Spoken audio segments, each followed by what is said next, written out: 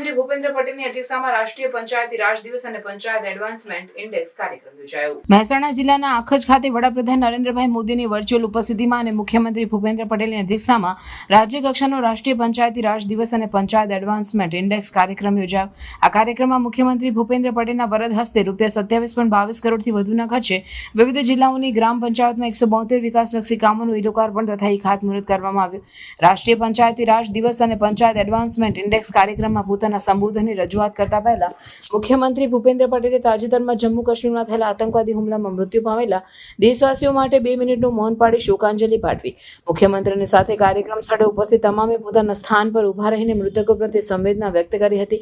આ કાર્યક્રમમાં મધુબની બિહાર ખાતેથી વડાપ્રધાન નરેન્દ્રભાઈ મોદીના અધ્યક્ષસ્થાને યોજાયેલ કાર્યક્રમનું જીવંત પ્રસારણ મુખ્યમંત્રી સહિત ઉપસ્થિત સૌએ નિહાળ્યું હતું.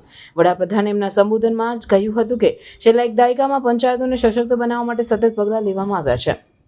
છેલ્લા દાયકામાં 2 લાખથી વધુ ગ્રામ પંચાયતો ઇન્ટરનેટ સાથે જોડાઈ છે, ત્યારે પંચાયતોને મજબૂત કરવામાં ટેકનોલોજી નોંધપાત્ર ભૂમિકા ભજવી છે.